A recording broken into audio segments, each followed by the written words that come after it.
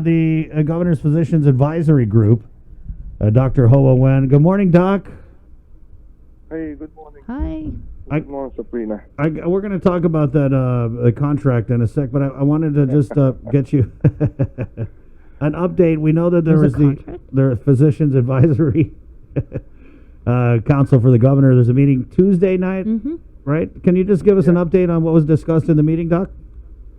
The major discussion of the meeting is we forward the proposal for the governor to review already yesterday, and I have a lot of email from people either off island or on island from Guam residents that request to see if we can push the for the return resident for Guam to be quarantined at home, which make a lot of sense.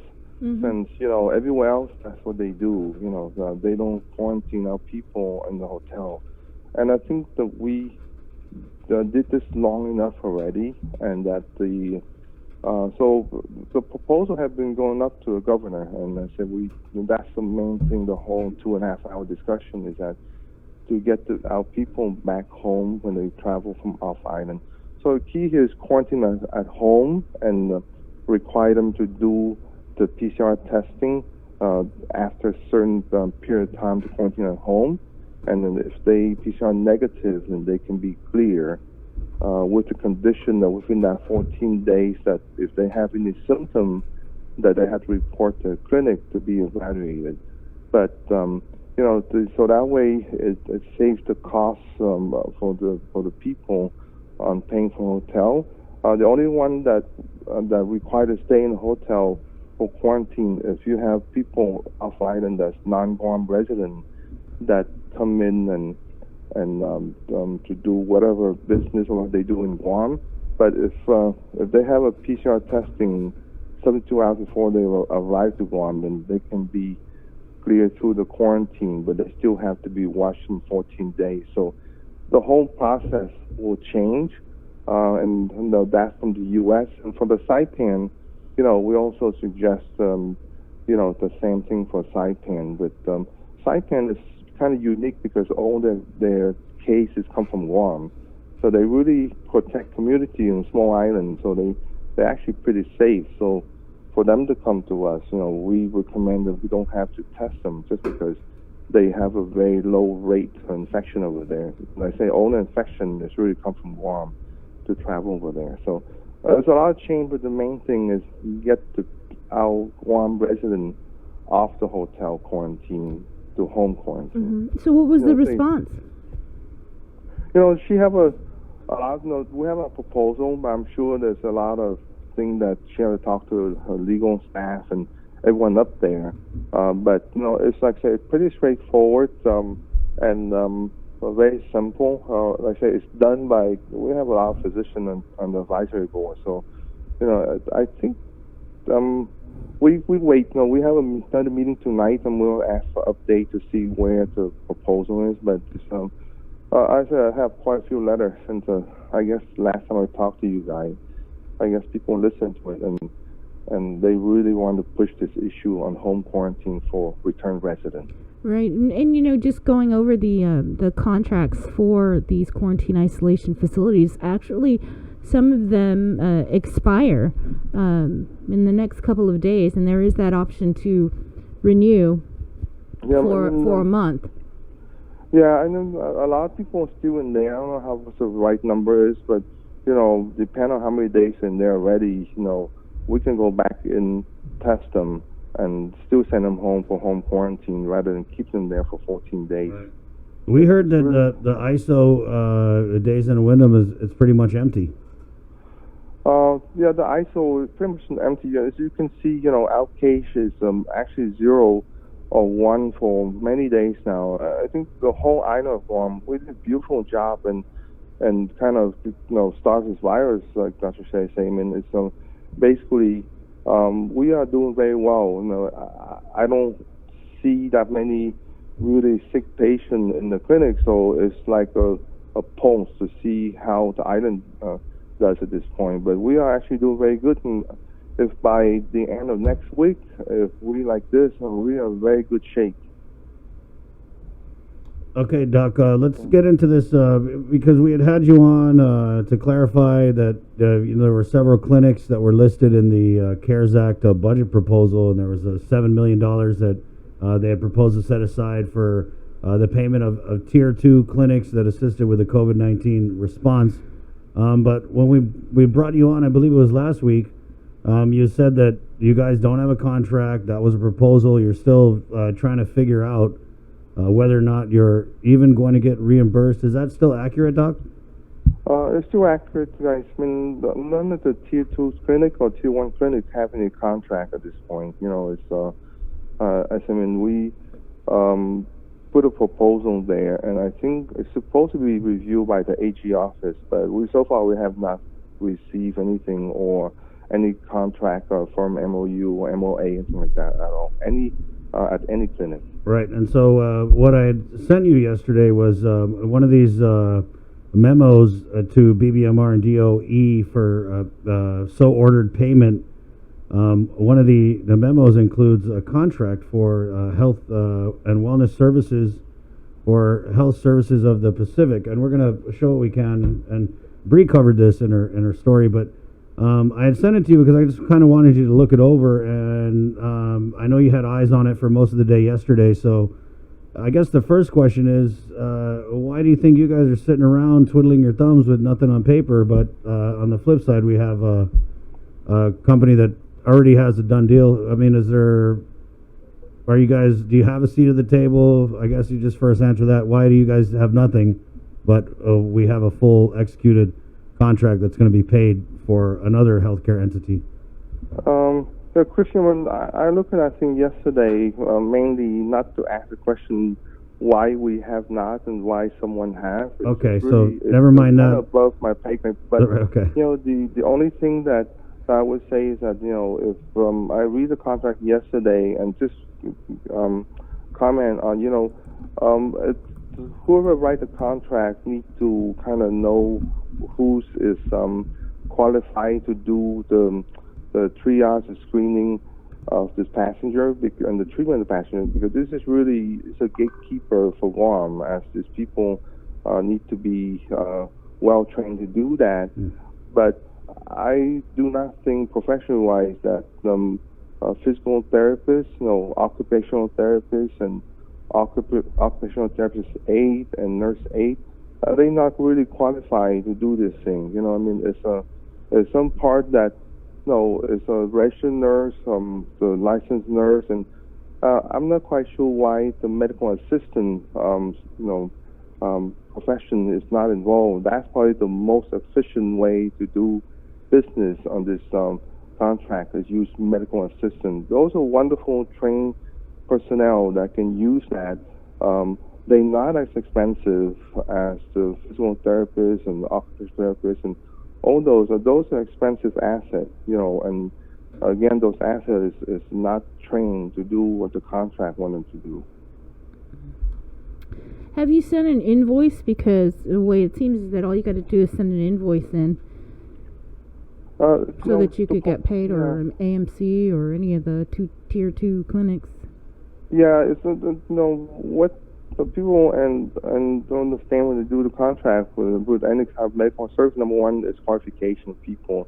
Number two is it's not an invoicing. You know, I mean, basically any Tier 2 clinic will have to curve a lot of their line of service in order to service the COVID patient at the location. Right. You know, because most people, I have patients crying they don't want to come to a clinic because, you know, it's a COVID center. Right. You know, so you have to curve IV infusion service. You have to curve, well child check. You have to curve the annual well check. All that stuff has to be put away in order to open your center out and put all the steps in there to protect the patient and to protect the staff from getting sick. Right. So it's not an invoicing from Sabrina. It's really a whole line service that you cancel. So we get it. I mean, Doc, basically you guys were deputized by the administration, and you were brought into the COVID-19 fold. However, the surge that we all anticipated never happened.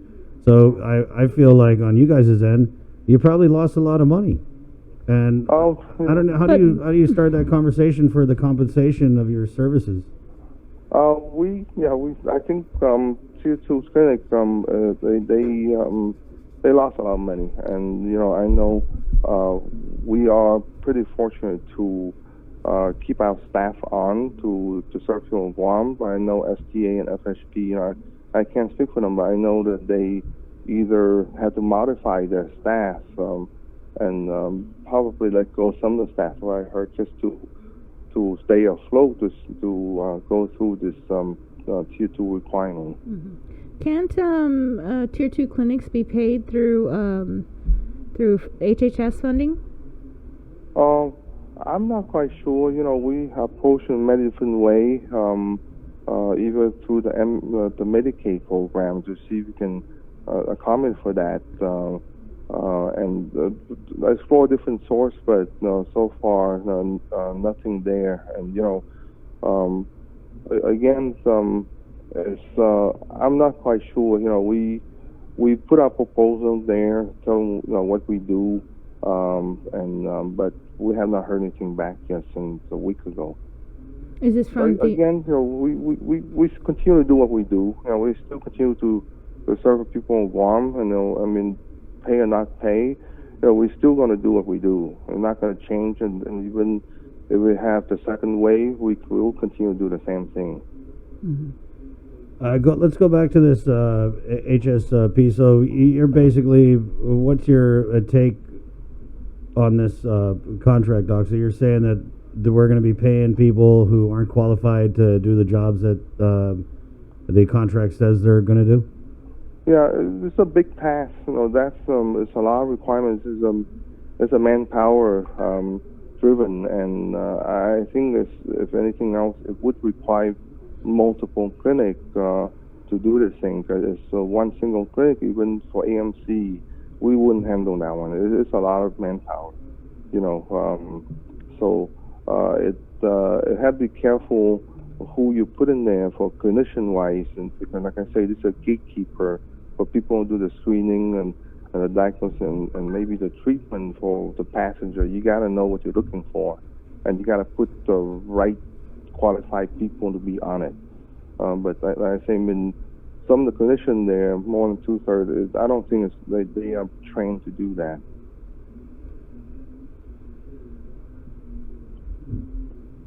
All right. So are you going to bring these concerns up in the physician's advisory meeting? Maybe print out a copy of it and storm into the meeting. Like, what is this? Yeah, we're going to bring up to the PAC and ask for all the comments from the board member. Like I say, is what we worry about is, like I say, is the safety of our island and how they do the screening there. Now, we all heard that there's a lot of not well planned screening process there. So I wonder, just because the experience or what, but it's not a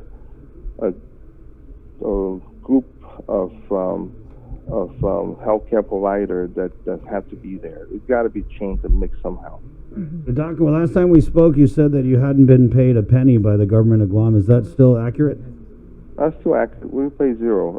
Any Sunshine Act can look at that and see. We actually, any Tier 2 or Tier 1 clinic are not reimbursed anything at this point. Are you guys still being used as Tier 2 clinics? We still serve as Tier 2 clinic. It's a lot of I know AMC, SDA, and AMC, and few of the Tier 1 still have a lot of referral from other physicians and other people that show up to see when they sick. Mm-hmm. The coronavirus is really strange. They have all type of symptoms. So anyone walk in the front door and complain of abdominal pain or diarrhea, any type of symptoms, you gotta treat them like they have it. So you have to take the necessary precaution mm-hmm. to put them in a special room in order to not contaminate the clinic or get your staff sick. So yeah, all precautions still there. So how long are you guys, or you and the other medical clinics, supposed to be tier 2 clinic? And there's Yeah. nothing in writing You know, until that's, there's a vaccine, or Yeah, no, like I tell my patient, I mean, until we get the treatment in place, just like if you have influenza, you have Tamiflu to work for, and it worked wonderful for that infection, or we have a vaccination, we're going to be in a new norm of have to be cautious on any symptom that you get sick, because like I say, right now, we do not know enough about this virus, and every day we learn new things. So you have to be extra precaution out there in order to not get infected or spread the infection to someone else. This is so strange. Some people come in and we test them, and we actually say, nah, it's not going to be positive, and they turn out positive for very mild symptoms. Right. But we've been seeing a consistent number of zero positives. I mean, are we still in a healthcare emergency? I think until you have to, in order to not go backward. If we open our business slowly and in step like she does, the governor does, you'll be able to control it better. And if the only thing you don't want to happen is that we open really fast and the second wave come and you have to shut everything back to square one again. And that's not what people want. We want to open our business. We want people to go back to somewhat the new norm in life, but you have to be very cautious and make sure that we have a very unique case on the island, any island, is that we can control this thing. So we have to approach it very slowly. And, every day is different, Sabrina, Chris, and, maybe by the end of June, that if we have 0 case still, 1 case, and things are open up well, then you can reevaluate and say, hey, are we still pandemic emergency or not? We can say it that way. But right now, I'm asking that because if we're talking about recovery and we are slowly reopening the business, we need to talk about how is our tourism industry going to recover. Who's going to want to come to Guam if there's a health emergency here? Yeah, so right now, the people look at, if I go somewhere, I would look to see if the case there is a lot or just few or just none. So people in the world know, we report this thing, so they know how many cases we have every day. So, if we continue to go where we are, Taiwan, Korea, and Japan, they will look at us, but that's the main source of our tourism. They will look at us and say, hey, maybe they're safe to go. Right now, when we look at our tourism, it's not us that don't open the door for people to come in. We really want to open. But the people our tourists that come to Guam, when they return to their country, that's where the sticky part is. Every one of those 3 countries still require 14 days quarantine. So they don't want to go back, if they're going to go to Guam for vacation. So it's not us, it's their country that put a restriction on our tourism. So that's what people so our business needs to be aware that the government, she really tries to open as soon as possible, but if our tourism that we depend on those countries don't relax their quarantine, we kind of sit and duck in the water. Okay. Okay. Doc, thank you so much. You're welcome, guys. But again, Chris Sabrina just passed on the word to the whole island that we do a very good job of containing this virus. So continue to wear your mask and wash your hands and be cautious in the public still. And what about getting tested, Doc? Do we still want people to go get tested? If you're symptomatic, you need to go get tested. And right now, our test kits are plenty. So you can go to the northern, the central, the southern public health, and any tier 2 clinic, and if you're with a tier 1, and if you have any symptom, they can test you. It's not a limitation on the test at this point. So we have a lot of tests. Yes. So okay. The mass testing, public health will do at some. It will kind of stop soon, but testing out there in the community at the clinic level is still there. So we're not in shortage of testing at this point. So we're clear to go to PCOR 2. I wish that they would. I don't know if they can use any of that CARES Act funding or if there's a budget for it, but I feel like there should be PSAs or a jingle or something like "Go get tested for COVID." You know what I mean? Just to kind of raise awareness and tell people that because I feel like we're kind of in the dark about are we testing, are we not? Yeah. Yeah, for symptomatic. I mean, like a marketing campaign. It's free. Yeah, for symptomatic patients, it's totally free, guys. It's really free. I mean, we the only one we really turn out a few is a company require you to be tested before you return to work. For asymptomatic patient, and we still deny those. It doesn't make sense. Because if you are asymptomatic, you return to work, it doesn't make sense for you to be tested because you can pick up the virus the next day. Right. So it's really senseless. So that's only one that we say no. So is there another phase of this testing? Because I know Dr. Cabrera, when they had the latest, his latest press conference where he spoke about this next phase, and we're going to go out into the community and we're going to do all of this. So I'm wondering, what's the next phase of this testing? I think that phase has been done already. What's the plan now?